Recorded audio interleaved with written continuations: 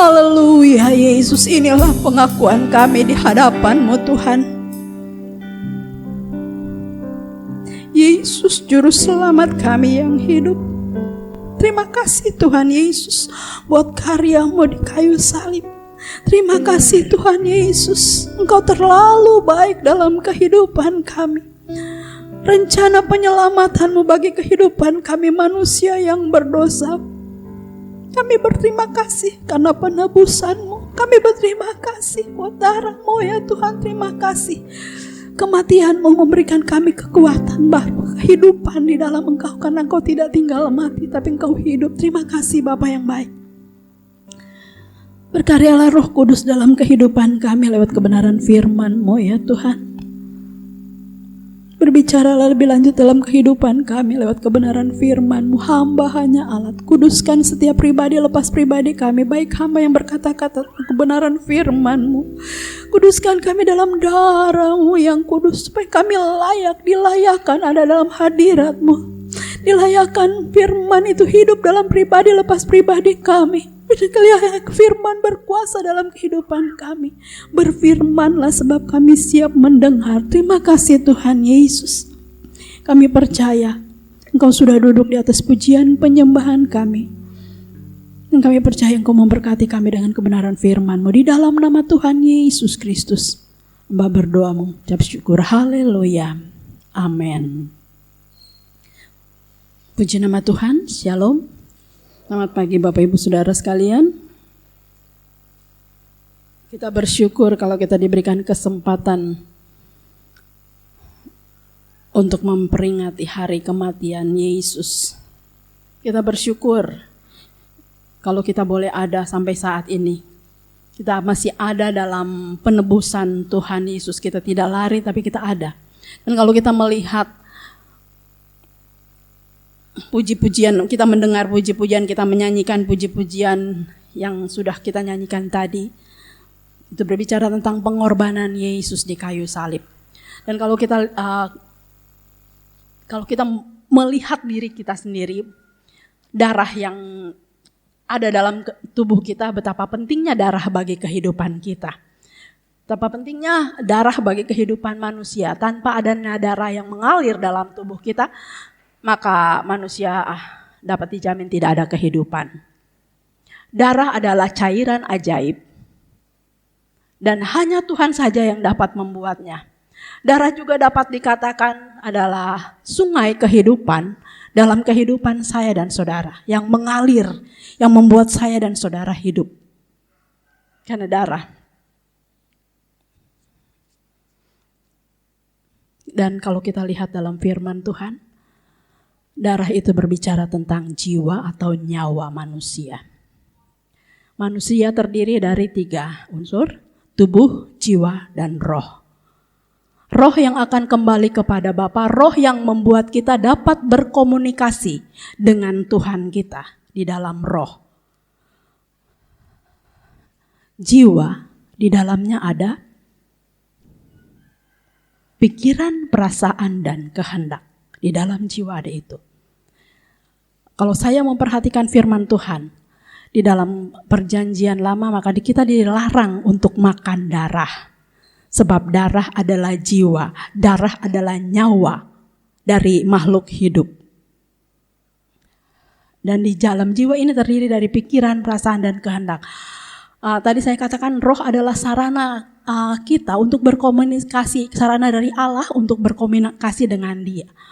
Kita lihat, kalau kita melihat dalam surat Rasul Paulus kepada jemaat di Roma, sedikit dari bagian Alkitab ini di dalam Roma pasal yang ke-5, ayat yang ke-8 dan 9, di sini dikatakan, Roma pasal yang ke-5 ayat yang ke-8 dan 9, akan tetapi Allah menunjukkan kasih-Nya kepada kita oleh karena Kristus telah mati untuk kita ketika kita masih berdosa. Lebih-lebih karena kita sekarang telah dibenarkan oleh darah-Nya, kita pasti akan diselamatkan dari murka Allah. Haleluya. Kita lihat di sini bagaimana kasih Allah ditunjukkan bagi kehidupan kita umat manusia lewat kematian Yesus di salib. Roma pasal 5 ayat yang ke-8, akan tetapi Allah menunjukkan kasih-Nya kepada kita. Bapak Ibu Saudara, kalau kita memperhatikan lagu-lagu yang dinyanyikan tadi, itu menunjukkan kasih Allah tentang pengorbanan Yesus bagi saya dan saudara. Berbicara tentang kematian Yesus. Dan kalau kita diberikan kesempatan untuk memperingatinya, mari kita pergunakan kesempatan ini untuk melihat bagaimana begitu berkuasanya darah dalam kehidupan kita, begitu juga berkuasanya darah Yesus dalam kehidupan rohani saya dan saudara. Di sini dikatakan akan tetapi Allah menunjukkan kasih-Nya kepada kita oleh karena Kristus telah mati untuk kita ketika kita masih berdosa.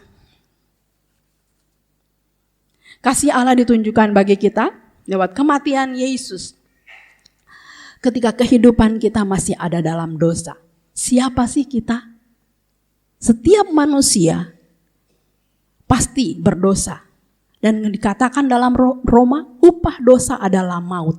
Dan Tuhan dan Yesus tidak mau membiarkan kita ada di dalam maut itu atau kebinasaan itu. Binasa berarti maut, dan maut bukan membawa kita tetap akan dibawa kepada kehidupan kekal, tapi ada dua kehidupan kekal. Satu di dalam surga, satu di dalam neraka. Sama-sama kekal. Tapi satu dalam kebinasaan, satu lagi dalam kemenangan. Tinggal bagaimana cara kita, bagaimana kita mengambil keputusan untuk tetap melekat erat kepada Yesus. Ayat yang ke-8, akan tetapi Allah menunjukkan kasih-Nya kepada kita. Bagaimana kita mempergunakan, menerima kasih Allah itu dalam kehidupan kita. Oleh karena Kristus telah mati untuk kita ketika kita masih berdosa. Walaupun kita masih berdosa, ketika kita percaya kepada Yesus, kita tidak serta-merta langsung hidup tanpa dosa, hidup langsung kudus.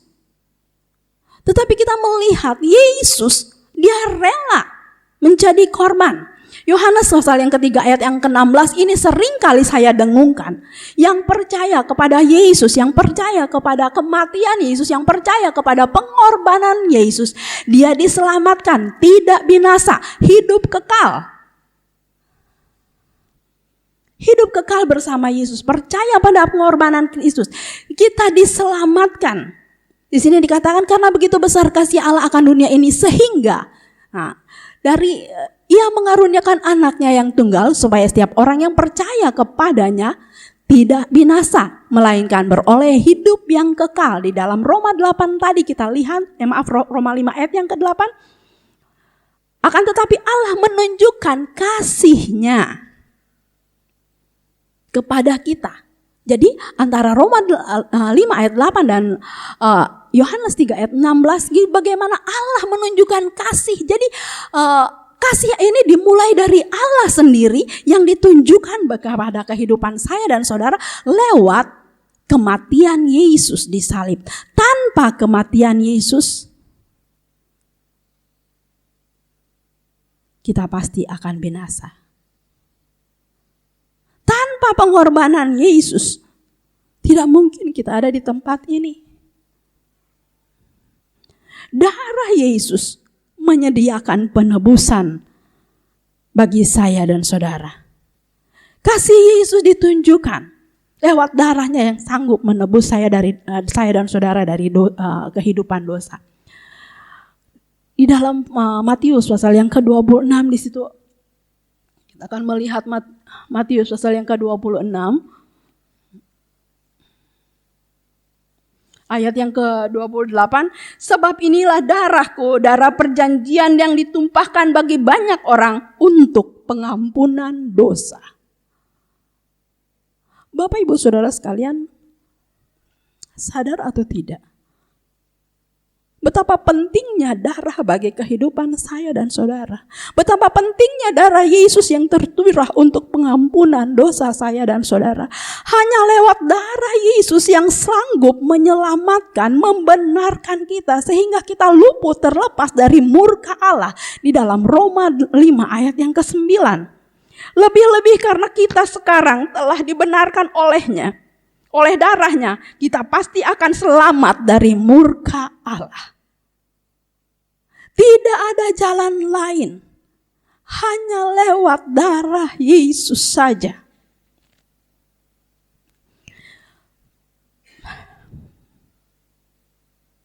Kita yang Roma katakan, Rasul Paulus dapat mengatakan kepada sidang jemaat di Roma bahwa kita sudah dibenarkan oleh darah Yesus. Kita pasti diselamatkan dari murka Allah.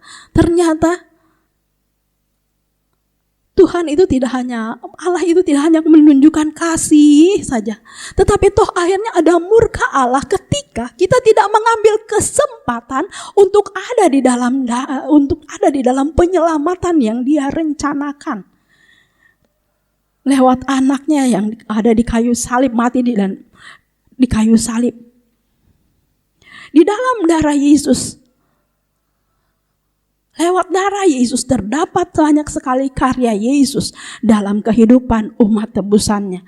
Ada beberapa yang saya catat di dalam darah Yesus. Darah Yesus menyelamatkan, darah Yesus membenarkan. Kalau kita membaca di dalam Roma ini, darah Yesus menebus kita dari dosa-dosa.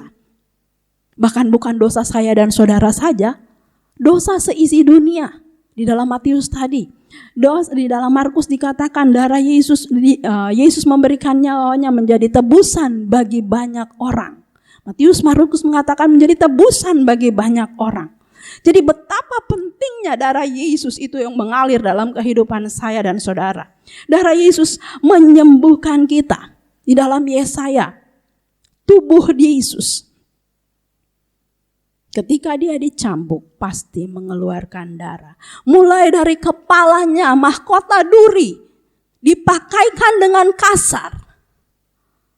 Dan tubuh itu mengalami cambuk-cambuk yang sehingga ada bilur-bilur Yesus yang terdapat dalam tubuhnya. Karena cambukan itu cambukan bukan cambuk yang hanya rotan, tetapi cambuk besi yang ada 3 matanya, yang ada paku-pakunya, yang sehingga ketika dicambukkan, 1 kali dicambukkan, ketika cambuk itu ditarik, maka tubuh Yesus tercabik-cabik. Bapak Ibu Saudara sekalian, kita bersyukur, kita diberi kesempatan, kita ditebus oleh darah Yesus. Tuhan mempunyai rencana untuk menyelamatkan seluruh dunia ini. Di Yohanes katakan barang siapa yang percaya kepadanya tidak binasa. Tidak binasa berarti selamat. Di dalam Roma tadi 5 ayat 9 katakan, selamat dari murka Allah. Kita pasti akan diselamatkan dari murka Allah. Bapak Ibu Saudara sekalian, ini bukan janji-janji palsu. Tapi yang berjanji ini adalah Allah yang besar, pencipta serba sekalian alam ini. Darah Yesus menyembuhkan kita. Oleh bilur-bilurnya kamu sembuh. Di dalam Yesaya pasal 53 ayat 5. Bilur Yesus. Saudara tahu bilur? Menurut kamus bahasa Indonesia, luka memanjang pada kulit akibat cambukan.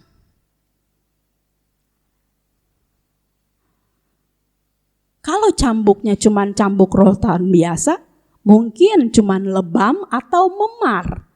Tetapi kalau cambuk Yesus itu ada mata-mata paku dan besi-besinya yang menarik ini.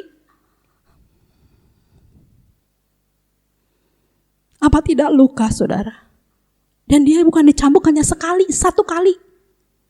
Tetapi sepanjang itu dia dicambuk terus-menerus, sehingga kalau kita melihat di Yesaya 53, dia tidak layak dikatakan bentukannya seperti manusia. Darah Yesus menyembuhkan kita. Kita lihat Yesaya 53 ayat yang kelima. Di sini dikatakan, tetapi dia tertikam oleh karena pemberontakan kita, dia diremukan oleh karena kejahatan kita. Ganjaran yang mendatangkan keselamatan bagi kita ditimpakan kepadanya. Dan oleh bilur-bilurnya kita menjadi sembuh.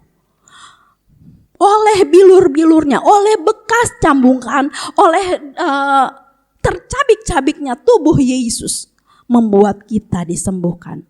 Disembuhkan dari apa? Bukan saja penyakit rohani, penyakit jasmani model apapun dapat disembuhkan oleh bilur Yesus.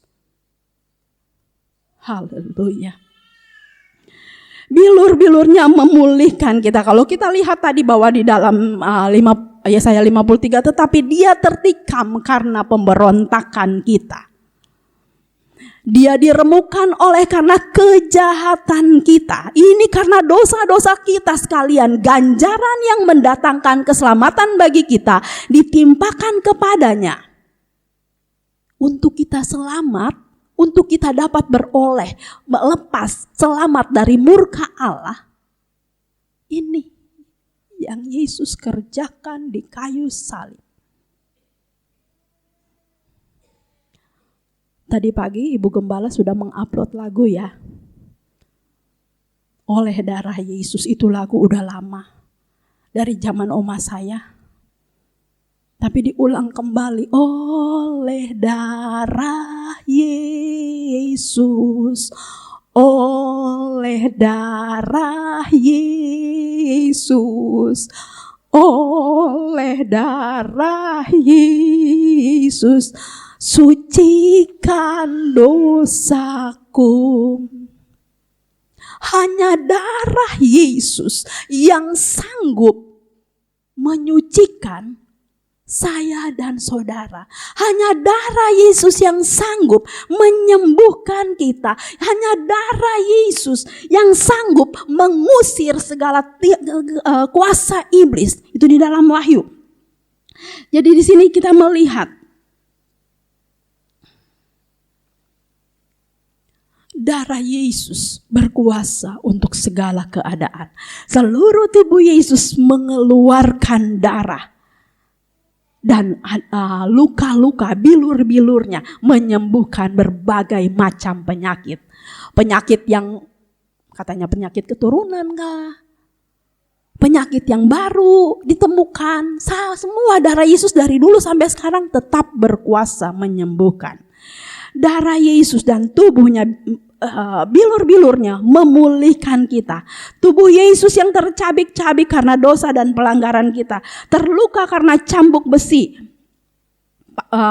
tentara Romawi yang melukai sepanjang tubuh Yesus, itu justru itu yang menyembuhkan saya dan saudara, yang memulihkan saya dan saudara.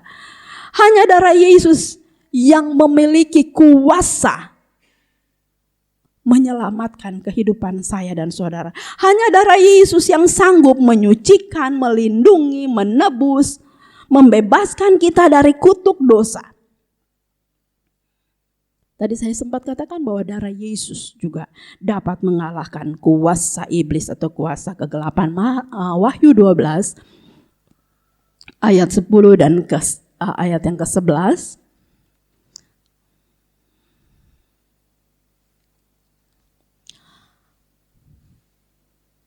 Ini fungsi dari darah Yesus. Jadi banyak yang kita terima dari darah Yesus ini. Wahyu 12 ayat 10 dan 11. Dan mereka, dan aku mendengar suara nyaring di surga berkata, sekarang telah tiba keselamatan dan kuasa dan pemerintahan Allah kita dan kekuasaan Dia yang diurapinya, karena telah dilemparkan ke bawah pendakwa saudara-saudara kita yang mendakwa mereka siang dan malam di hadapan Allah. Jadi di sini kita melihat, dan mereka mengalahkan dia oleh darah anak domba dan oleh perkataan kesaksian mereka, karena mereka tidak mengasihi nyawanya, mereka sampai ke dalam maut. Oleh darah Yesus dikalahkan kuasa kegelapan itu.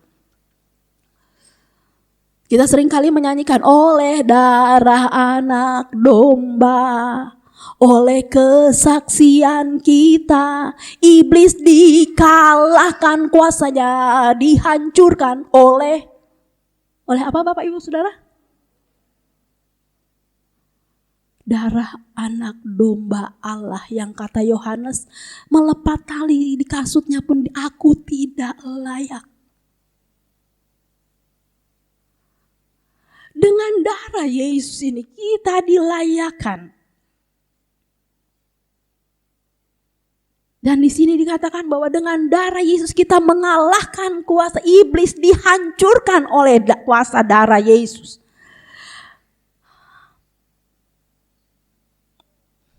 Dan darah Yesus di dalam Ibrani juga dikatakan bahwa dia sanggup merubahkan kehidupan saya dan saudara.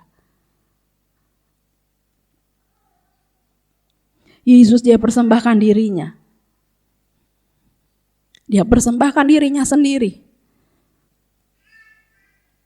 Lewat kematiannya di kayu salib, pengorbanannya menyucikan kita sehingga kita dilayakkan untuk ada di hadapan Allah. Ibrani pasal yang ke-9.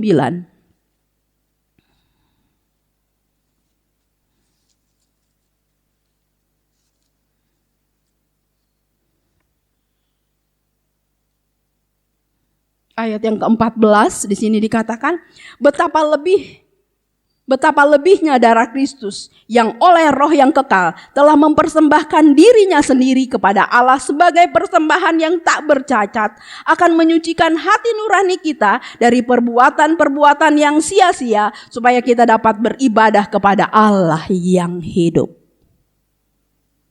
Haleluya. Darah Yesus berkuasa mengubahkan kita sehingga kita dapat beribadah bukan kepada Allah yang mati, tetapi kepada Allah yang hidup. Bapak Ibu Saudara, tidak ada satupun nabi yang mempersembahkan darahnya, yang mati di kayu salib dan hidup lagi. Beberapa rasul mati disiksa. Banyak juga hamba-hamba Tuhan yang mati karena mempertahankan nama Yesus. Tetapi mereka tidak hidup lagi. Hanya Yesus, hanya Yesus, hanya darah Yesus yang berkuasa menebus saya dan saudara. Ketika kita percaya pada Yesus, kita diselamatkan. Dan waktu saat kita hidup dalam keselamatan, taat kepada firman Tuhan, kita mengambil keputusan untuk ambil bagian di dalam dilahirkan kembali, menjadi ciptaan baru, kita menjadi lahir baru. Darah Yesus lewat penciptaan baru ini, lewat ciptaan baru, lewat dilahirkan kembali ini, darah Yesus dialirkan dalam kehidupan saya dan saudara. Jadi ciptaan yang baru, yang diperdamaikan dengan Allah sehingga kita dipandang layak oleh Allah. Kita dipandang tidak bercacat oleh Allah karena darah Yesus. Kita dilayakkan oleh karena darah Yesus yang menyelamatkan kita lewat karyanya, karya penebusannya di salib. Jadi ciptaan baru oleh darah Yesus. Dalam ciptaan baru kita bukan saja dibenarkan, kita bukan saja diampuni, kita bukan saja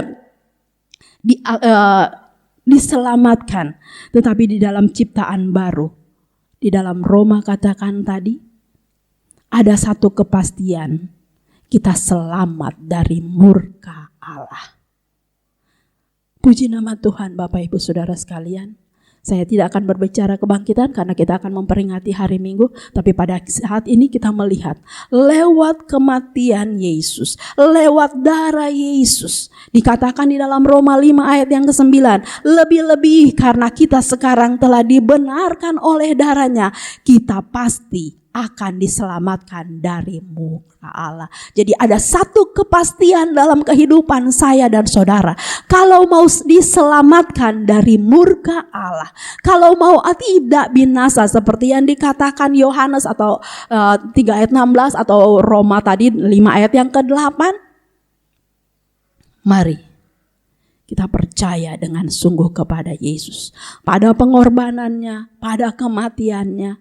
Tapi dia tidak tinggal mati. Puji nama Tuhan. Firman Tuhan tidak saya panjangkan, tetapi lewat kebenaran pada firman Tuhan pada pagi hari ini mengajak saya dan saudara untuk menghargai Setiap darah Yesus yang membebaskan kita dari dosa, yang pasti menyelamatkan kita dari murka Allah.